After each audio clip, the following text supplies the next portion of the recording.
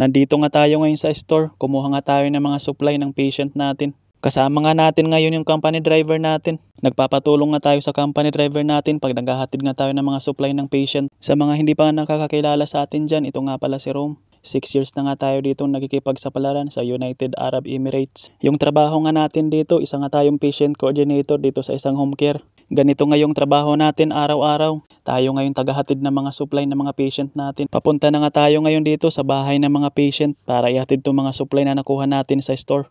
Kahit sobrang busy nga natin sa trabaho, isinasabay ko nga yung pagbablog natin.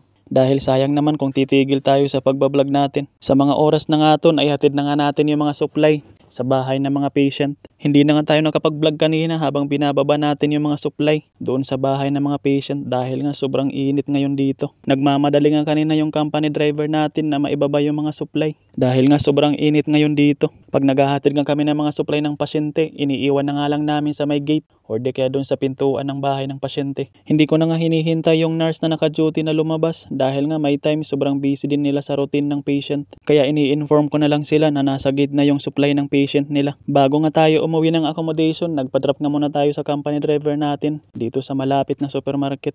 Bumili nga lang tayo dito ng isang corned beef dahil nga wala tayong ulam ngayon sa accommodation. Bumili na nga rin pala ako dito ng asukal na puti. Madalas nga tayo magkape at wala na tayong asukal sa accommodation. Kaya bumili na tayo ngayon. At sa mga oras na nga to, pabalik na nga tayo ng accommodation natin. Hindi nga tayo nagtagal dahil nga may pasok pa mamaya yung driver natin para makagpahinga naman siya kahit papaano. At nandito na nga tayo sa accommodation natin at hindi pa nga natatapos yung mga trabaho natin. Sa mga oras na nga yan, nakakain na nga tayo. Pagdating nga natin kanina ng accommodation, niluto nga natin agad yung corned beef natin na nabili natin sa supermarket. Hindi na nga natin na-vlog yung pagluluto natin ng corned beef dahil nga gutom na tayo kanina. Marami pa nga tayong gagawin ngayon.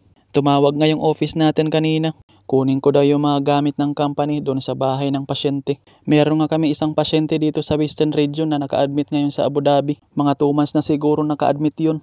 At hindi pa nga siya makalabas dahil nga hindi pa siya okay. Dito nga sa company namin, pag naka-admit nga yung pasyente, hindi nga kami nagbibigay ng nurse na mag-duty doon. At dahil nga matagal nang naka-admit yung pasyente na yon, pinakuha muna ng company yung mga gamit doon sa bahay ng patient. Marami nga tayong kinuha kanina doon, kagaya ng BP apparatus, thermometer, feeding pump, at marami pang iba. Hindi ko na nga sasabihin isa-isa, baka abutin tayo ng umaga nito.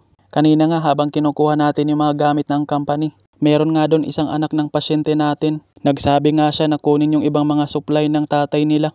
Dahil nga hindi nila magagamit yung ibang supply ng patient at may stock lang daw. Dahil matatagalan pa daw yung tatay nila sa hospital sa Abu Dhabi. Kaya pinadala na sa atin yung ibang supply. Marami nga silang pinadala sa atin kagaya ng syringe na iba-iba ang size. Nagbigay nga din pala sila ng mga pang-suction at saka itong mga water irrigation. Kaya ngayon inaayos ko. Yung gagawin ko naman nito, ipamimigay ko dito sa ibang mga pasyente namin para may magamit sila. Kanina nga bago nga ako mag-ayos nito, nag-message na ako sa group namin na mag-message sila sa mga kanya-kanyang group para alam ko kung sinong bibigyan ko at kung sinong may kailangan nito. Kaya ngayon inaayos ko at sinisegregate ko para kukunin na lang nila dito sa sofa. At para hindi nga sila maguluhan, naglalagay nga tayo ng mga code ng patient nila dito sa mga plastic. At sa mga nagtatanong nga sa atin kung ano yung trabaho ng patient coordinator, ngayon alam nyo na. Pag umabot ka nga pala sa vlog na to, baka pwedeng i-follow mo naman ako. Hanggang dito nga lang muna yung vlog natin dahil nga marami pa tayong gagawin. Maraming salamat nga sa inyo sa panonood ng mga vlog ko.